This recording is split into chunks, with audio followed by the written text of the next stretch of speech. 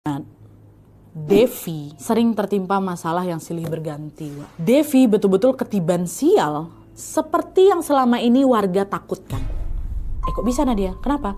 Karena menurut kepercayaan warga di kampung mereka dulu, orang yang sudah menjadi ogak ini bukan cuma bawa kesialan untuk dia aja, tapi juga bisa menimpa orang yang dulu jadi partnernya atau jadi pasangannya dalam perbuatan dosa itu. Jadi kalau misalnya Putra ini diyakini sudah menjadi ogak, warga juga jadi percaya Devi sebagai pasangannya itu akan ikut tertimpa kesialan juga sepanjang hidupnya. Karena dia pasangannya si ogak, dia partnernya si ogak dalam melakukan dosa besar itu. Betul katanya si Devi ini kena sial terus. Ketidakberuntungan yang Devi alami apa? Waktu anaknya lahir anaknya ini tidak sempurna, tidak normal lah gitu. Dia nggak bisa ngomong, dia cuman bisa terbata-bata aja ngomongnya sampai besar. Dan katanya juga ya, mohon maaf ini suara anaknya itu, ini mohon maaf ya kata Wawa, suaranya itu kayak suara kodok gitu. Dah, waktu tahu itu warga langsung mengaitkanlah kondisi anaknya ini dengan kepercayaan mereka tentang pasangan ogak yang akan terus membawa sial.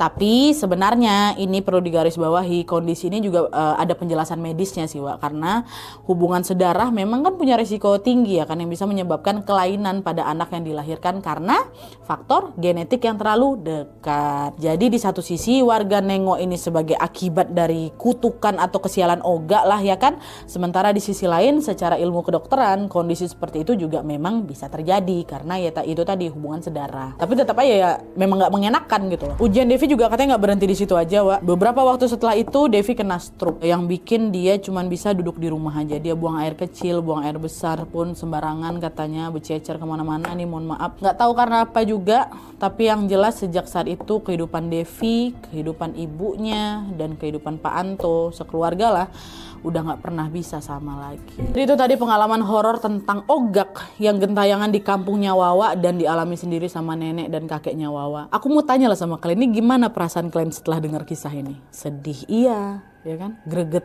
juga iya, pasti kan? Tapi yang part paling sedihnya adalah nasibnya Putra sih, yang memang harus setragis itu meninggal karena warga kampung yang membabi buta main hakim sendiri.